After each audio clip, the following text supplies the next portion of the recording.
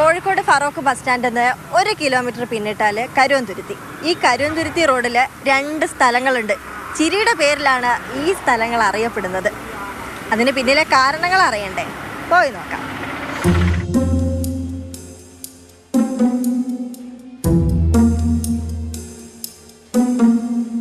അതിന് പിന്നിലെ ഒരു കാരണമാണ് ഇത്.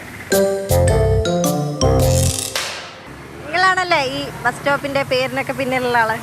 അല്ല, ഞാൻ മാത്രമൊന്നുമല്ല, ഒരുപാട് പേരുണ്ട്. ഒരു വിക്ടറി എന്ന് പറഞ്ഞൊരു ക്ലബിൽ ആ കാലത്ത് ഇവിടെ ബസ് അങ്ങനെയൊന്നുമില്ല. അപ്പോൾ ഒരു സ്ഥലം ഞങ്ങളിവിടെ വിക്ടറി ഒരു ക്ലബ്ബ് ഉണ്ടായിരുന്നു. ഒരു വാർഷികം നടത്തിയിരുന്നു ഇവിടെ 84.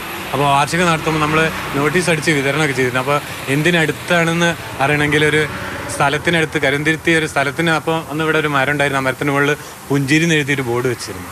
അപ്പോൾ അങ്ങനെ ആ പുഞ്ചിരി എന്നുള്ള സ്ഥലം വന്നത് അങ്ങനെയാണ്.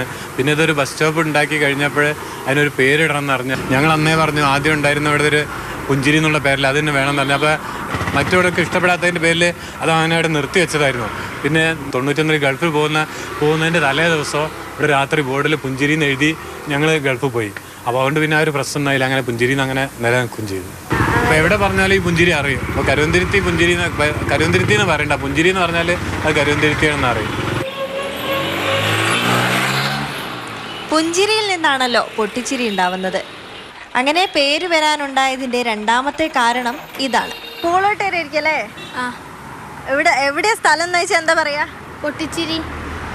ഒന്ന് പൊട്ടിച്ചിരിച്ചെന്നാ ഒന്ന് പൊട്ടിച്ചിരി എന്ന് പറഞ്ഞിട്ട് 10-25 ചെറുപ്പക്കാരായിട്ട് ഉണ്ടാക്കിയൊരു ക്ലബ്ബായിരുന്നു യങ്സ്റ്റേഴ്സ് ക്ലബ്ബ്. യങ്സ്റ്റേഴ്സ് ക്ലബ്ബ് ഞങ്ങൾ തുടങ്ങി ഇവിടെ ഗ്രൗണ്ടൊക്കെ ഉണ്ടാക്കി കളി തുടങ്ങിയ ശേഷം ക്ലബിനൊരു മൂലധനം എന്നുള്ള ആൾക്കാർ അല്ലെങ്കിൽ ക്ലബ്ബ് അറിയപ്പെടാൻ വേണ്ടി നമ്മളൊരു ബസ് സ്റ്റോപ്പ് നിർമ്മിക്കാൻ തീരുമാനിക്കുകയാണ്.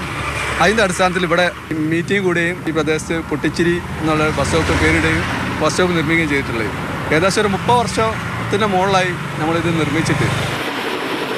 ഞാൻ ഗൾഫിൽ ജോലി ചെയ്യുന്ന സമയത്ത് ആലപ്പുഴ കൊല്ല ഭാഗത്തുള്ള കുട്ടികളെല്ലാവരും പറയും ഇങ്ങനെ കോഴിക്കോട് ഭാഗത്ത് പൊട്ടിച്ചിരി പിന്നെ പുഞ്ചിരി എന്ന് പറയുന്നൊരു സ്ഥലമെല്ലാം ഉണ്ട്. അപ്പം ഞാൻ വെറുതെ ഇങ്ങനെ ചിരിച്ചു. അപ്പോൾ പിന്നീട് അപ്പോൾ എന്നോട് ചോദിച്ചാൽ എന്താ നിങ്ങൾ ചിരിക്കുന്നത്? ഞാൻ പറഞ്ഞു ഞാൻ ആ പൊട്ടിച്ചിരി സ്റ്റോപ്പിലുള്ള ആളാണ്.